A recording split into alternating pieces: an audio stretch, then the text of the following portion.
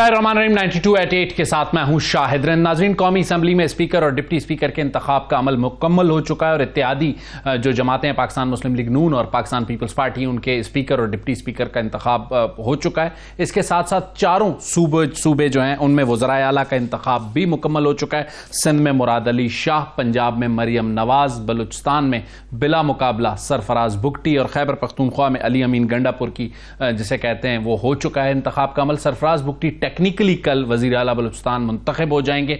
आज शाम 5 बजे तक उनके खिलाफ किसी ने भी कागजात नामजदगी जमा नहीं कराए, तो हम कह सकते हैं कि वो बिला मुकाबला वज़ीर आला बलूचिस्तान है। और सरफराज भुगटी के वज़ीर आला बलूचिस्तान बनने के हवाले से सीनियर सहाफ़ी नसरुल्लाह मलिक ने दिसंबर में एक ट्वीट की थी। आज नसरुल्लाह मलिक साहब भी हमारे साथ होंगे, उनसे पूछेंगे कि दिसंबर में उन्हें कैसे पता था कि सरफराज भुगटी वज़ीर आला बलूचिस्तान होंगे, और वज़ीर आला बलूचिस्तान की जो अंदरूनी कहानी है वो भी आपसे शेयर करूंगा। लेकिन इस वक्त सबसे बड़ी पॉलिटिकल स्टोरी यह है कि कौमी असम्बली में स्पीकर और डिप्टी स्पीकर के इंतखाब के बाद मियां मोहम्मद नवाज शरीफ साहब मौलाना फजलुर रहमान की रिहाइशगाह पर गए। वहां गिले शिकवे भी हुए, कुछ 1-to-1 मुलाकात भी हुई। सारी सूरत हाल पर बात करने के लिए हमारे साथ पहले सेगमेंट में हमारे नुमाइंदा खुसूसी जावेद हुसैन हमारे साथ होंगे, सीनियर सहाफ़ी और तजिया निगार आमिर जिया और सीनियर सहाफ़ी और तजिया निगार नसरुल्लाह मलिक पहले सेगमेंट में हमारे साथ होंगे। दूसरे सेगमेंट में जरा बात करेंगे फैसल करीम कुंडी से, पाकिस्तान पीपल्स पार्टी क्या सोच रही है, बलूचिस्तान में हुकूमत के क़याम के बाद 9 मार्च का प्रेसिडेंशियल इलेक्शन कैसे होगा, और जरा बात करेंगे बारिशों की सूरत हाल की बलूचिस्तान बिलखुसूस ग्वादर की।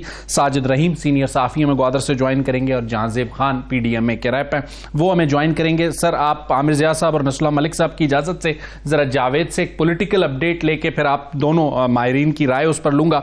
जावेद, खुशामदीद कहूंगा आपको प्रोग्राम में। मौलाना साहब और मियां नवाज शरीफ की मुलाकात सिर्फ गिले शिकवों पर ही रही जावेद, या कुछ पेशरफ्त भी हुई? जी देखिए, गिले शिकवे तो रहे इसमें, लेकिन जो मुस्लिम लीग नून की क़यादत है और JUI के जो रहनुमा है मौलाना अब्दुल गफूर हैदरी, उनसे हमारी बात हुई थी। तो उन दोनों की तरफ से ये जो जेस्चर है उसमें बताया गया कि एक पेशरफ्त हुई है, क्योंकि इस मुलाकात में जिसमें दोनों पार्टियों के वफूद शामिल थे, मौलाना फजलुर रहमान के घर पे जब मुलाकात हुई तो उसमें नवाज शरीफ की और मौलाना फजलुर रहमान की भी 25 मिनट तक जो है वो अलग से एक 1-on-1 मुलाकात होती रही।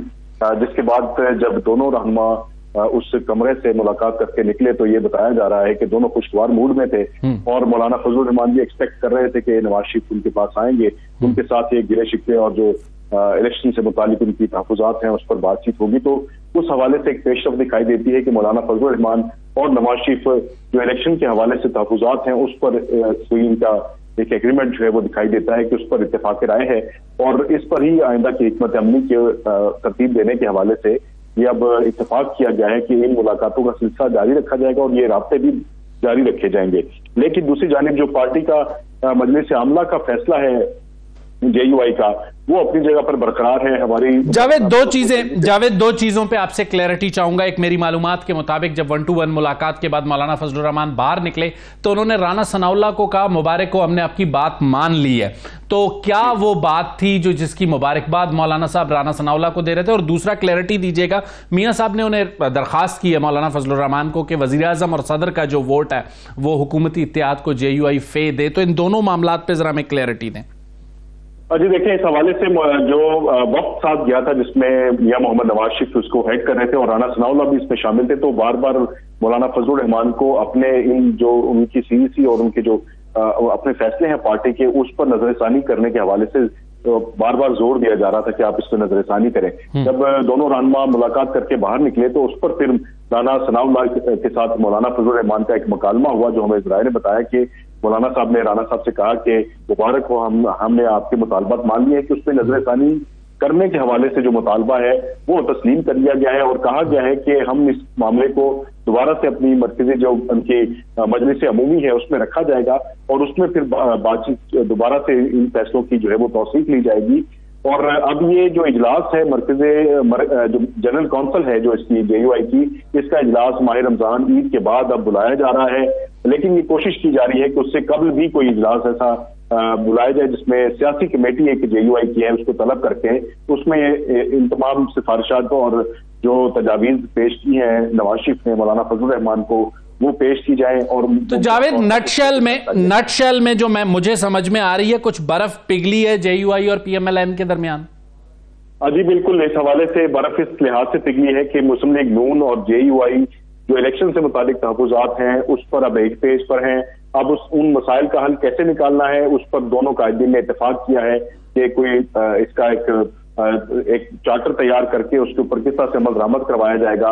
वो दोनों जो बातों को इस हवाले से ये एक नुकता जो है वो मिला है कि जो इलेक्शंस के रिजर्वेशन हैं उनके हल के लिए दोनों कायदीन मिलकर अब आइंदा की हिकमत अमली में रखा। ठीक है जावेद, आपका बहुत बहुत शुक्रिया। नसरुल्लाह मलिक और आमिर ज़िया साहब मेरे साथ हैं। आमिर साहब, आपकी इजाजत से जरा गुफ्तगू का आगाज नसरुल्लाह मलिक साहब से करूंगा, क्योंकि दिसंबर में उन्होंने ये ट्वीट किया था कि सरफराज बुगटी वजीर आला बलूचिस्तान होंगे, और मेरी मालूमात के मुताबिक गुज़िश्ता रात 4 बजे तक यह डेडलॉक था कि बलूचिस्तान में तख्त ज़रगून रोड पर कौन बराजमान होगा। सरफराज बुगटी को रात गए क्वेटा से वापस इस्लामाबाद आना पड़ा और रात गुजार के वो दोबारा आज सुबह क्वेटा पहुंचे, क्योंकि वो कल ही क्वेटा पहुंचे थे हल्फ लेने के लिए। नसरुल्लाह मलिक साहब, जरा ये बताइए, दिसंबर में आपके पास ये खुशखबरी या ये खबर कहां से आई थी?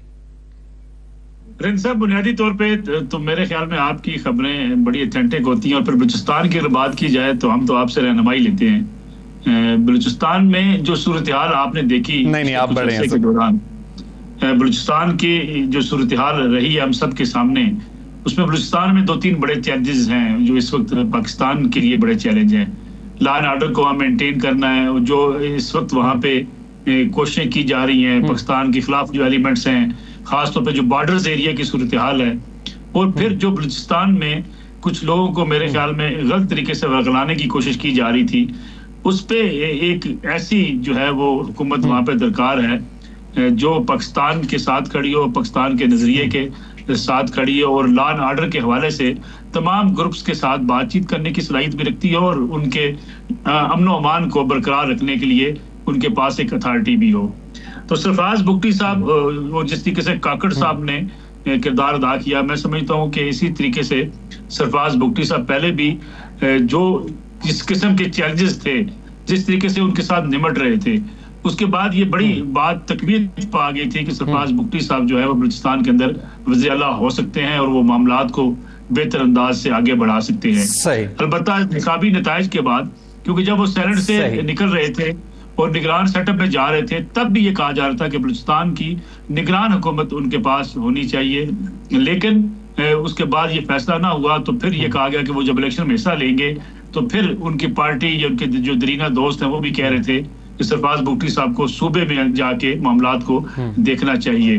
अलबत्ता पीपल्स पार्टी और PMLN की तरफ से जब इंतखाबी नताइज सामने आए तो उस वक्त कोशिशें की जा रही थी, पीपल्स पार्टी का बलीदी साहब की तरफ भी थोड़ा सा झुकाव था, लेकिन अल्टीमेटली PMLN के लिए भी, पीपल्स पार्टी के लिए भी और मुल्क की एस्टेब्लिशमेंट के लिए भी सरफराज बुगटी साहब इसलिए काबिल कबूल थे कि सरफराज बुगटी साहब जिस तरीके से बलूचिस्तान के मसाइल में उनका इनपुट रहा है, खास तौर पे लॉ एंड ऑर्डर की सूरत-ए-हाल के हवाले से, और जो गैर मुल्की मुदाखलत है जो उन पे स्टांस रहा है उनका, मैं समझता हूँ वो इस वक्त अहम जरूरत है बलूचिस्तान की।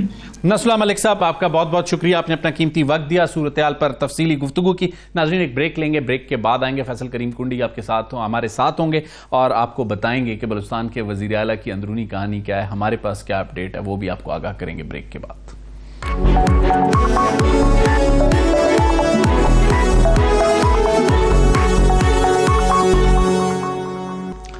वेलकम बैक नाजरीन, ब्रेक के बाद एक बार फिर आपके सामने हाजिर खिदमत है। फैसल करीम कुंडी हमारे साथ हैं।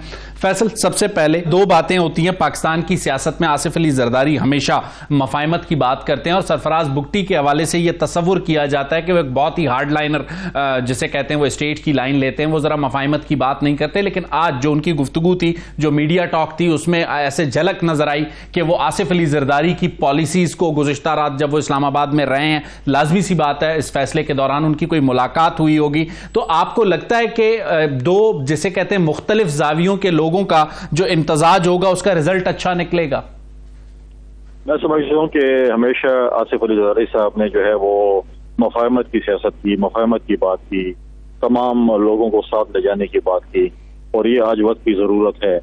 और डेफिनेटली बुगटी साहब जो है, जैसे मैंने कहा कि प्रेसिडेंसी में जरदारी साहब होंगे, बुगटी साहब बलूचिस्तान में होंगे, तो मैं समझता हूँ कि बहुत अच्छा एक जो है वो कॉम्बिनेशन होगा, और हमने बलूचिस्तान के लोगों के मसाइल के हल की तरफ चलना है, वहाँ की तरक्की की चलना है, वहाँ के नौजवानों की रोजगार की तरफ चलना है। बलूचिस्तान इस वक्त जो है वो एक सोने की चिड़िया, जहाँ पे बहुत से मादनियात और बाकी चीजें हैं, इन सब पे अगर हम गौर करेंगे तो मैं समझता हूँ कि हम बलूचिस्तान के और पाकिस्तान के मसाइल कर सकते हैं। फैसल, दूसरा आपसे ये सवाल करूंगा कि आज हमने देखा कि मियां मोहम्मद नवाज शरीफ साहब मौलाना फजलुर रहमान की तरफ भी तशरीफ ले गए और प्रेसिडेंशियल और प्राइम मिनिस्टर के वोट पे भी उनसे हिमायत मांगी। ANP भी नाराज नजर आती है, सरदार अख्तर मेंगल भी नाराज हैं, डॉक्टर मालिक की चूंकि नेशनल असेंबली में रिप्रेजेंटेशन नहीं है लेकिन प्रोविंशियल असेंबली में है। तो क्या पाकिस्तान पीपल्स पार्टी ये समझती है कि ये जो गुज़िश्ता इत्तेहादी आपके थे जो आज नाराज हैं, प्रेसिडेंशियल और प्राइम मिनिस्टर के वोट तक आप लोग इन्हें कुछ आमादा कर लेंगे? देखिए, बिल्कुल हमारी भरपूर कोशिश है। आज मियां साहब भी जैसे गए हैं, चाहे वो मौलाना फजल रहमान साहब हैं, चाहे वो अहमद वली साहब, चाहे वो महमूद खान चकजई साहब हैं, चाहे वो अख्तर मेंगल साहब हैं, हमारी पूरी कोशिश होगी वो प्रेसिडेंसी में जो है और प्राइम मिनिस्टरशिप में वो हमें प्राइम मिनिस्टर कैंडिडेट का भी वोट करें, प्रेसिडेंट कैंडिडेट में भी वोट करें। अब माजी में हमारा एक अच्छा एक ताल्लुक रहा है, उनके तहफ़्फ़ुज़ात एतराज़ात अपनी जगह पे बिल्कुल हैं, तो वो एतराज़ात और तहफ़्फ़ुज़ात जो है वो पार्लियामेंट के फोरम पे दूर होंगे। हमें पार्लियामेंट के फोरम को इतना मजबूत करना होगा कि ताकि कल ये जो आज एतराज़ात कर रहे हैं कल वो एतराज़ात न करें, कोई जमात एतराज़ात न करें। तो उसके लिए फोरम है, उसके लिए फोरम जो है वो पार्लियामेंट है। पार्लियामेंट में एक बॉडी है जो कि इन चीजों की हल की तरफ जा सकती है। तो इंशाअल्लाह ताला हम मिलकर जो है इस चीज को दूर करेंगे और मैं पूरी उम्मीद हूँ एज ए पोलिटिकल वर्कर कि वो प्राइम मिनिस्टर और प्रेसिडेंट का वोट जो है और साथ में जो है MPM को भी, क्योंकि वो थोड़ा सा खबर आ रही थी प्रेसिडेंसी इलेक्शन से, वो ऐसा तासुर दे रहे हैं कि वो आप लोगों की वजह से नाराज हैं। फैसल, इंशाल्लाह सब कुछ ठीक हो जाएगा। मतलब सब कुछ कैसे ठीक होगा? जैसे आप पहले 9-0 जाके मना लेते थे वैसे मना लेंगे और अहमद वली को मनाने के लिए आप रवाना हो चुके हैं इस्लामाबाद से? फैसल, देखिए, मौलाना साहब जो है वो आसिफ अली जरदारी साहब के दोस्त हैं, सियासत में दोस्ती हैं। अहमद वली साहब उनके भतीजे हैं और दूसरी बात यह है कि MPM के साथ हमारा लव हेट का फेयर चलते रहता है। हम इत्तेहादी भी होते हैं, अपोजिशन में भी होते हैं, लेकिन हमारे एक ताल्लुक ऐसा चलता है कि हम एक दूसरे के साथ बातचीत करते हैं, डायलॉग्स भी करते हैं, बात बैठते भी हैं और जो है इंशाल्लाह ताला हम MPM के साथ भी बैठेंगे। सिंध में भी हमारी कोशिश होगी कि हम MPM और तमाम अपोजिशन जमातों को साथ लेकर चलें सिंध की तरक्की के लिए। तो इंशाल्लाह ताला ये चीजें हैं, माजी में भी हमने की थी और इंशाल्लाह ताला अभी भी करेंगे। और प्रेसिडेंसी में एक ऐसे शख्स बैठेंगे जो कि मफाहमत के बादशाह हैं, वो तमाम पॉलिटिकल स्टेक होल्डर्स को साथ लेकर चलते हैं, पहले भी लेकर चले हैं। 2008 से 13 तक हमारे पास सिंपल मेजॉरिटी भी नहीं थी, लेकिन हमने तमाम कौमी असम्बली बिल्स या जो हमारे जो कॉन्स्टिट्यूशनल अमेंडमेंट्स हुई थी और फिर उन्होंने अपने इख्तियारात पार्लियामेंट को दिए, खुद अपने इख्तियारात जो है उन्होंने कहा कि मुझसे लो और इस पार्लियामेंट को दो। तो लिहाजा ऐसे शख्स बैठे होंगे जो तमाम लोगों को अपने साथ लेकर चलने की जो है वो उनको तजर्बा है और वो महारत रखते तो इंशाल्लाह इनको भी साथ लेकर चलें। फैसल, आज MQM और पाकिस्तान मुस्लिम लीग नून ने एक मुआहदा किया है, आर्टिकल 140 पर एक मुआहदा MOU साइन किया। आर्टिकल 140 बेसिकली ये वो कॉन्स्टिट्यूशनल अमेंडमेंट है जो पाकिस्तान के अवाम की ज़रूरत है। लोकल बॉडीज़ का एक ऐसा सिस्टम MQM चाहती है कि उसकी कॉन्स्टिट्यूशन गारंटी दे। इस वक्त पाकिस्तान मुस्लिम लीग नून ने उस पर दस्तखत किए हैं। कल को ये कॉन्स्टिट्यूशनल अमेंडमेंट जब पार्लियामेंट के फ्लोर पर आती है या पॉलिटिकल डिबेट में आती है तो क्या पाकिस्तान पीपल्स पार्टी सिंध से इसको सपोर्ट करेगी, बलूचिस्तान से इसको सपोर्ट करेगी, KP और पंजाब से इसको सपोर्ट करेगी? देखिए, मैंने भी डॉक्यूमेंट पढ़ा नहीं है और पार्टी की शायद हमारी जो पार्लिमानी पार्टी है जो भी उन्होंने शायद उसको देखा हो, तो देखते हैं उसको कि क्या पोजीशन है, किस तरीके से कानूनसाजी अगर आती है पार्लियामेंट में तो उसको हम स्टडी करके अगर वो फेवरेबल होगी तो बिल्कुल हम उसको वोट करेंगे। अगर उसमें कुछ अमेंडमेंट करनी पड़ेगी, तहफ़्फ़ुज़ात होंगे, वो भी डिस्कस करेंगे। तो हम हर पॉजिटिव चीज को जो है वो करके जो है इंशाल्लाह उस पर हमें ये नहीं है कि फलां जमात से बिल आया तो हम उसको डेफिनेटली अपोज करेंगे। गवर्नर सिंध के मामले पर कुछ डेडलॉक चल रहा है पाकिस्तान पीपल्स पार्टी और MQM के दरमियान, तो आज बिलावल ने क्लैरिटी देने की कोशिश की है उस मामले पर। आपको लगता है कि वो मसला सॉल्व हो चुका है? अब ये पाकिस्तान मुस्लिम लीग नून की मर्जी है, वो अपने पास रखे, MQM को दे, जो भी करे? देखिए, बलूचिस्तान और सिंध की जो गवर्नरशिप है वो PMLN के जो है वो कोटे में है, जो भी थे तो PMLN ने अपने नाम देने के वहां से कौन है सही, तो ये उनकी मर्जी है कि वो सिंध में अगर MQM को बनाते हैं, किसी शख्स को बनाते हैं या इसी गवर्नर को रिटेन करते हैं, जो भी है, तो ये उनका प्रोविटिव है, वो अपनी इत्तेहादी जमातों के साथ बैठ कर इस मसले का पाकिस्तान पीपल्स पार्टी को मेरे ख्याल में कोई एतराज इस पे नहीं होता। अच्छा फैसल, चूंकि आपका ताल्लुक भी खैबर पख्तूनख्वा से, आज खैबर पख्तूनख्वा में अली अमीन गंडापुर ने तकरीर की सूबाई असम्बली के फ्लोर पर। एक मुंतखब वज़ीर आला के तौर पर आपका ताल्लुक भी KPK से है, मैंने सीनियर जर्नलिस्टों से भी उस पर बात की। आज भी ऐसा लगा कि अली अमीन गंडापुर जिसे कहते हैं वो खैबर पख्तूनख्वा का ओवरड्राफ्ट खत्म करना, एक आम आदमी के मसाइल खत्म करना उनकी तरजीह नहीं, वो जिसे कहते हैं NRO जिसे कहते हैं, वो उनके लीडर कहते थे NRO नहीं दूंगा। आज ऐसा लगा कि वो NRO मांग रहे हैं अपने लीडर के लिए, या फिर जिसे कहते हैं वो एक मज़ाहिमत की पॉलिटिक्स करने के मूड में है। तो आपके सूबे में क्या सूरत हाल बनेगी आने वाले दिनों में फैसल? देखिए, हमारा जो सूबा खैबर पख्तूनख्वा है वो दहशतगर्दी का शिकार है, जैसे इकोनॉमिकल क्राइसिस है, पॉलिटिकल इंस्टेबिलिटी है, उसका भी है। और खासकर इस वक्त जो सूबा जो है वो ओवरड्राफ्ट पे है, या जो देखिए हमारे सूबे और इस चीज में उसमें बहुत से मसाइल है। एक तो इकोनॉमिकल है कि हमें तनख्वाहें देनी है, कहीं भी हम मरकज से मेजॉरिटी वो शेयर हो देती है, फिर हमारे जो आइडल नेट है या बाकी चीजें उनके पैसे जो हमें फेडरेशन है देने उसके मसाइल हैं, तो इस किस्म की तकरीरों से हल नहीं होते।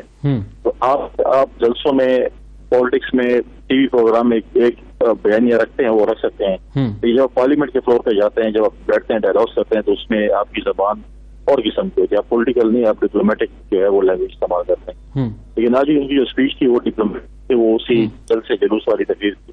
कन्फ्रंटेशन की बात है, कन्फ्रंटेशन नहीं होता। आप तो कहते हैं कि जी के अंदर 9 दिन के अंदर हमारी FIR खत्म करने, वरना उसको भुगतने के लिए तैयार हो जाए। लेकिन उसका एक अपना प्रोसेस है, लीगल प्रोसेस है। ये नहीं होता कि आप FIR फाड़ देंगे और बोलेंगे हमने बिल में फेंक दिया, खत्म हो गई। एक कानूनी तरीका उसका है। दूसरी बात है कि हमारे सूबे के बहुत से और भी मसाइल है जो कि हमें जिसके लिए हमें इमदाद से, उसके सपोर्ट से हमें चलना है। लिहाजा अगर आप कंफ्रंटेशन करेंगे तो हमें कौन सफर करेगा? वो पार्टी सफर नहीं करेंगी, वो खैबर पख्तूनख्वा की आवाम सफर करेगी, जिन्होंने जो है वो बहुत सी जो है वो जंगे देखी है, दहशतगर्दी देखी है, बाकी चीजें देखी हैं। तो हमें उस चीज के मसले के लिए मैं नहीं समझता कि जो स्पीच थी आज की, ये कोई उन्होंने कोई स्पेशली तैयार की हो। उन्होंने बस वो एक जलसे वाली स्पीच की और फेडरेशन के साथ पहले दिन से टकराव की बात की। मैं नहीं समझता कि ऐसी चीज होनी चाहिए। सूबे की तरक्की के लिए उनको चाहिए था कि एक ऐसी स्पीच करते जिसमें वो फेडरेशन को जो है एक सॉफ्ट कॉर्नर्स के लिए होता है और फेडरेशन से बातचीत की बात करते हैं, न कि फेडरेशन की बात करते हैं। सही। फैसल, गवर्नर खैबर पख्तूनख्वा चूंकि पीपल्स पार्टी के शेयर में आ रहा है, पाकिस्तान पीपल्स पार्टी इस नाम को अंदाजन कब तक, चाहे वो किसी का भी नाम हो, कब तक हतमी शक्ल दे सकती है? गवर्नर खैबर पख्तूनख्वा चूंकि शेयर में आपके पास है और वफाक के नुमाइंदे ने वहां बैठना है, फिलहाल ये शेयर JUIF के पास है, आने वाले दिनों में आपके पास होगा। देखिए, पंजाब और खैबर पख्तूनख्वा के गवर्नर पाकिस्तान पीपल्स पार्टी ने अपॉइंट करने हैं। सदारती इलेक्शन के बाद हमारा ये फैसला हुआ है कि सदारती इलेक्शन के बाद जो 9 तारीख को प्रेसिडेंशियल इलेक्शन है, उसके बाद प्रेसिडेंट ज़रदारी साहब और बिलावल भुट्टो ज़रदारी साहब इन नामों का जो है वो ऐलान करेंगे। पार्टी लीडरशिप ने फैसला करना है कि वो पंजाब में और खैबर पख्तूनख्वा में किसको गवर्नर अपॉइंट करते हैं। तो इंशाल्लाह चंद दिन इंतजार करें तो इंशाल्लाह वो भी अपॉइंटमेंट। और चेयरमैन सेनेट के लिए यूसुफ रजा गिलानी साहब का नाम सुन रहे थे, लेकिन उन्होंने नेशनल असेंबली में ओथ ले लिया है। चेयरमैन सेनेट के लिए क्या हिकमत अमली होगी कुछ दिनों के बाद? फैसल, देखिए, चेयरमैन सेनेट के लिए अभी भी यूसुफ रजा गिलानी साहब जो है वो और फेवरेट कैंडिडेट हैं। वो पार्टी के सीनियर वाइस चेयरमैन है। और दूसरी बात यह है कि उन्होंने कौमी असेंबली की सीट जीती थी, हमारी FIC के वो स्पीकर बने, लेकिन वो नहीं बन सके। लेकिन वो प्रेसिडेंशियल वोट के बाद शायद दोबारा सेनेट का इलेक्शन लड़े और सेनेट में जाए और चेयरमैन सेनेट का वो कैंडिडेट बने। लेकिन ये फैसला भी पार्टी की लीडरशिप ने करना है कि वो किसको चेयरमैन बनाते हैं, यूसुफ रजा गिलानी साहब को बनाते हैं, किसी और को बनाते हैं। ये पार्टी प्रोग्रेटिव है, पार्टी लीडरशिप ने फैसला करना है। ठीक फैसल, आपका बहुत बहुत शुक्रिया। नाज़रीन, फैसल करीम कुंडी ने एक बहुत सिचुएशन क्लियर कर दी है कि यह मुमकिन है कि यूसुफ रजा गिलानी साहब जिसे कहते हैं प्रेसिडेंशियल इलेक्शन के बाद एक बार फिर सेनेट का इलेक्शन जो मार्च में होने जा रहा है उसे कंटेस्ट करें। सिचुएशन ग्राउंड पर क्या है और एफर्ट्स क्या हैं उस पर बात करेंगे ब्रेक के बाद।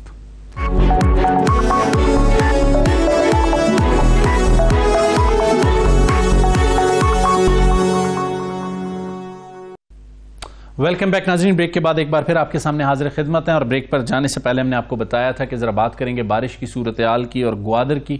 ग्वादर जैसे CPAC का जिसे कहते हैं मरकज़ और मंबा कहा जाता है, ग्वादर में गुज़िश्ता 2 रोज़ से जो बारिशों ने सूरत हाल की है उसने जल थल पैदा कर दिया, अर्बन फ्लडिंग कह सकते हैं। और बारिशों का जो ग्वादर का रिकॉर्ड है 16 साल का रिकॉर्ड टूटा है। अब तक की जो PDMA के अदाद-ओ-शुमार है उसमें इन बारिशों के नतीजे में ओवरऑल बलूचिस्तान में 3 अफराद हलाक हुए हैं और 29 घंटे तक ग्वादर जिसे कहते हैं कि वो मुसलसल मुसलसल बारिश बरसती रही है। ग्वादर को आफतज़दा करार दे दिया है बलूचिस्तान सूबाई हुकूमत में, और नामजद वज़ीर आला बलूचिस्तान सरफराज बुगटी ने अपनी नामजदगी के फौरी बाद जो पहला ऑफिशियल काम, या जिसे कहते हैं गैर रस्मी ऑफिशियल काम, चूँकि उन्होंने अभी तक हल्फ नहीं उठाया, उन्होंने वो DC ग्वादर बादीनी साहब से रब्ता किया और उनसे सूरत हाल मालूमात की। और हमारी मालूमात के मुताबिक ग्वादर से पानी निकालने के लिए सिंध हुकूमत से भी मदद तलब की जा रही है। लेकिन ज़रा ग्राउंड पर पूछते हैं साजिद रहीम से, सीनियर सहाफ़ी हैं, ग्वादर से ताल्लुक़ है। साजिद, ज़रा ये बताइएगा कि ग्वादर की ग्राउंड सिचुएशन इस वक्त क्या है? कुछ मामला थम चुके हैं या अभी भी शिद्दत उसी तरह है जैसे 24 से 48 घंटे पहले थी? बहुत शुक्रिया शाहिद साहब आपका। ग्वादर की सिचुएशन बिल्कुल बेहतर नहीं है और सूरत हाल ये है कि वहाँ पर अब भी जो ग्वादर के मुख्तलिफ इलाके हैं जिनमें खासकर जो मुल्ला फाजल चौक से रिलेटेड एरियाज हैं, सोराबी वार्ड और करीब की जो आबादी है वहाँ पर घरों के अंदर पानी इस वक्त भी मौजूद है। और जो ग्वादर का फकीर कॉलोनी है, शम्बे इस्माइल है और कॉलोनी है और उसके साथ असा वार्ड है, ताना वार्ड है, वहाँ पर भी अभी भी जो है ना लोगों के घरों में पानी मौजूद है। बारिश की इतला पहले से थी लेकिन डिस्ट्रिक्ट की जो सरकार है या जिले इंतजामिया है उन्होंने बारिश को संजीदा नहीं लिया और बारिश के हवाले से हिकमत अमली नहीं की गई। बारिशों से बहुत ज्यादा जो शहरी हैं उनको नुकसान भी हुआ है और साथ ही जो ग्वादर शहर के शहरी हैं वो इस वक्त मैसूर भी हैं और साथ ही ग्वादर के शहर के अलावा जो सुरबंदन है वहाँ की आबादी भी बहुत ज्यादा घरों में मैसूर होकर रह गई है। सुरबंदन में बहुत ज्यादा बारिशें होने की वजह से काफी लोगों का नुकसान हुआ है, 4 दीवारियां लोगों की मुनद्दम हुई है और साथ ही घर भी जो है ना वो टूटे हैं। और इस साथ ही जो शाहिद साहब ग्वादर का इलाका एक प्रायतोक है और प्रायतोक इस वक्त जो है ना मुकम्मल पानी के अंदर है। वहाँ पर किसी किस्म का कोई रेस्क्यू का अमल जो है वो नहीं शुरू हो सका है। और जो सब तहसील सुनसर है वहाँ पर उन्होंने अब से कुछ देर पहले भी इतला आई थी मुझे कि लोग जो है वो महफूज मकाम यानी कि पहाड़ पर मुंतकिल हो गए हैं, पूरी आबादी पानी के अंदर है। और जीवनी का जो इलाका है, जीवनी में भी इसी तरह लोगों को काफी मुश्किलात का सामना है। पाक ईरान जो सरहद जाती है कोस्टल हाईवे वो भी कनेक्ट हो चुकी है। लेकिन साजिद जो मनाजिर मैं देख रहा था उसमें डिप्टी कमिश्नर ग्वादर बादीनी साहब हैं और SP ग्वादर जिसे कहते हैं ज़ोएब मोहसिन साहब हैं। मुझे ऐसा नजर आ रहा था कि तमाम जो डिस्ट्रिक्ट एडमिनिस्ट्रेशन है वो फुट्स ऑन ग्राउंड थी और लोगों को निकालने की कोशिश कर रही थी। पाकिस्तान आर्मी थी, नेवी थी, FC थी, लेकिन आप कह रहे हैं कि उस तरीके से डिस्ट्रिक्ट एडमिनिस्ट्रेशन एक्टिव नहीं थी। देखें तस्वीरों में शाहिद साहब आप जो चीज मैं और आप देखते हैं, हम फील्ड के लोग हैं तो वो ग्राउंड उस तरीके से जो है ना उसे हम नहीं ले सकते कि लोगों को रिलीफ करना है। नो डाउट डिस्ट्रिक्ट गवर्नमेंट अपने लेवल पे काम कर रही है लेकिन ये काम डिस्ट्रिक्ट गवर्नमेंट की हद से बाहर है। पुलिस अपने डोमेन हट के काम कर रही है, उनका काम सिक्योरिटी को मेंटेन करना है, लोगों को वो भी रेस्क्यू कर रहे हैं और साथ ही की जो ट्रूप्स हैं वो भी काम कर रही हैं। लेकिन ये है कि ग्वादर को आप देखते हैं, आपको पता है कि गुज़िश्ता दिन जो है वो आफत ज़दा करार दिया गया है। आफत ज़दा जो वर्ड है वो बहुत खुद बड़ा है। जब आफत ज़दा करार दिया गया इसका मतलब है जो मामलात है वो इस वक्त डिस्ट्रिक्ट गवर्नमेंट की हाथ से बाहर है। और जो सरकार है जिसकी PDMA की अगर हम बात करें तो PDMA ने एक वो ब्रीफिंग जारी किया था जिसमें जो है वो 1000 टेंट और 1000 प्लास्टिक बैग और इस तरह की चीजें जो है ना वो आप बताएं कि 2.5 लाख 3 लाख की आबादी के लिए 1000 टेंट और ये वाली जो चीजें हैं काफी नाकाफी है। ये बिल्कुल ठीक। साजिद हमारे साथ ही रहिएगा 2 मिनट के लिए। जांजेब खान है, डायरेक्टर जनरल PDMA बलूचिस्तान है। जांजेब, जो ग्राउंड से हमें साजिद सिचुएशन बता रहे हैं PDMA उस तरीके से हमें क्यों इफेक्टिव नजर नहीं आ रही जो माजी में हमें नजर आई है? इस बार क्या PDMA अलर्ट नहीं थी? आपके पास कोई ऐसे जिसे कहते हैं इंटीमेशन नहीं थी कि इतनी शदीद, या अब भी जो सूरत हाल पैदा हो चुकी है उसे ओवरकम कैसे करेंगे आप लोग? जांजेब। अच्छा, बिस्मिल्लाहिर्रहमानिर्रहीम जी सर, तो मैं आप लोगों का शुक्रिया अदा करूंगा कि आप लोगों ने हमसे पॉइंट ऑफ व्यू लिया। साजिद साहब जैसा फरमा रहे हैं बिल्कुल बजा फरमा रहे हैं। सूरत हाल बिल्कुल ऐसी ही थी कि लोगों के सर से छत जा रही थी, लोग रोड पे आ रहे थे, लेकिन उन लोगों को शिफ्ट किया गया ये सरकारी बिल्डिंग्स में। जो DDMA यानी DC है उसने ऑलरेडी बिल्डिंग्स आइडेंटिफाई की हुई थी। इनकी बात सही है कि आप सिर्फ 1000-2000 टेंट क्यों मंगवा रहे हैं? देखें, वो DC एज पर डिमांड जहां खुश जगह मिलेगी तो खैमा लगाएगा। बिल्कुल ठीक। एज पर डिमांड वो साथ मंगवाते जा रहे हैं। हमें एहसास है कि लोगों में बहुत इसको लेके बेचैनी पाई जाती है, लेकिन आप खुदा रहा यकीन करें, आपकी गवर्नमेंट आपके साथ खड़ी है। हर मुमकिन हम कोशिश करेंगे कि आप लोगों को फैसिलिटेट करें। जहांजेब, जो बात आप कर रहे हैं, चूंकि आपने एक बहुत अहम नुक्ता उठाया कि जहां पे जगह खुश्क मिलेगी तो डीसी टेंट लगाएंगे। हमारी मालूमात के मुताबिक सिंध हुकूमत से भी आप लोगों ने मदद ली है, कुछ मशीनरी मंगवाने के लिए रिक्वेस्ट की है जिसमें पानी निकालने में आपकी मदद कर सकेगी। पाकिस्तान आर्मी वहां पर मौजूद है, नेवी मौजूद है, तो आपने उनसे कोई कंसल्ट किया Jahanzeb? Sir, Pakistan army, Pakistan navy हमारे शाना बशाना खड़ी है। हमने सिंध से हैवी पंप्स मंगवाए हैं, क्योंकि देखिए कराची का ये हर मानसून और हर चौथे महीने का मसला है। आपके गवादर में हालात 2010 के बाद अब पैदा हुए हैं। वो हमने मशीनरी मंगवाई है, पहुंच गई, मिनिस्टर से मंगवाई, हमारे पास मशीनरी थी, लेकिन वो जब पानी निकालेगी वो बहुत कम मिकदार में निकालेगी और आस्ते आस्ते होगा। हमने इस अमल को तेज करने के लिए मशीनरी मंगवाई है। खुदा न खास्ता ऐसे नहीं था कि गवर्नमेंट ऑफ बलूचिस्तान के रिसोर्सेज खत्म हो गए थे या गवर्नमेंट ऑफ बलूचिस्तान में सलाहियत नहीं है, लेकिन हमने कहा कम से कम वक्त में। और एक चीज, अगर आपका ब्रदर सूबा आपको ऑफर कर रहा है कि मुझसे ले लो और फ्री में एक चीज मिल रही है, लेकिन ये हर बार तो फ्री में नहीं मिलेगी जहांजेब। अगली बार आपको ग्वादर के लिए इसी किस्म की मशीनरी चाहिए होगी। देखें, बलूचिस्तान में पहले हमेशा स्नोफॉल होती थी, जाम कमाल के दौर में हमने देखा उन्होंने मशीनरी ली, तो इस बार हमें स्नोफॉल में कहीं पे शाराएं बंद नजर नहीं आई। सर देखिए, मशीनरी का वो इशू नहीं है। आपने अगर देखा हो डिफेंस कराची 10 साल से पानी में डूब रहा था, आखिर उसकी सेवरेज जो है वो सही हुआ और इस साल उसमें बारिशें पड़ रही, पानी नहीं आ रहा। सही। हमारा गवादर भी बन रहा है, जैसे ये सेवरेज कंप्लीट कर लेंगे डिपार्टमेंट, तो ये ऐसी सूरत होगी नहीं। सही। आप खातिर जमा रखें, आपकी गवर्नमेंट, आपका सीएम, आपके नए सीएम जो आए हैं आज बलूचिस्तान में, उनने अभी तक हेल्प नहीं लिया, उनकी nomination, even he is concerned.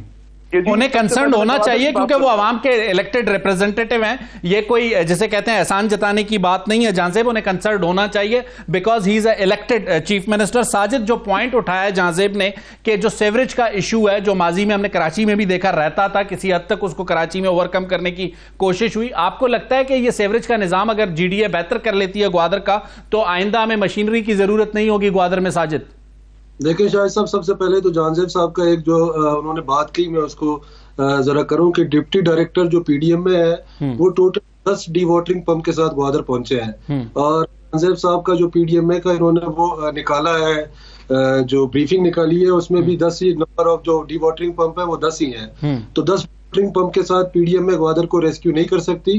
और दूसरा जो सेवरेज के निजाम की बात है, तो ग्वादर में इस वक्त जो ड्रेनेज का सिस्टम है वो जीडीए ऑलरेडी इंस्टॉल कर चुका है। एक और के फर्म ने उन्हें ड्राइंग जो बना के दिया था जीडीए को कि आप इस तरीके से जो है वो ड्रेनेज और सेवरेज का सिस्टम बिछा के देंगे, तो तकरीबन जो है वो 1.5 अरब रुपए का वो सेवरेज सिस्टम है। उसको पानी को जो गुजारने के लिए जीडीए के इंजीनियर्स ने जो कंपनी का ड्राइंग था उसे बिल्कुल तब्दील कर दिया, यानी कि 1.5 इंच के पाइप से आप मुल्ला फजल चौक और इतराब की पानी को किस तरीके से जो है वो प्लांट तक ले जा सकते हैं, जो प्लांट जीडीए ने वहां पे इंस्टॉल किया है। ऐसा नहीं वहां पर जो है ना ड्रेनेज और सेवरेज का सिस्टम पे काम नहीं हुआ, बिल्कुल हुआ है, लेकिन ये कि इदारों की नाकामी और इंजीनियर्स की नालायकी की वजह से ग्वादर आज जो है वो इस अजाब और कर्ब से गुजर रहा है, ग्वादर के से गुजर। तो इसमें भरपूर जो किरदार है वो जीडीए ने अदा किया है।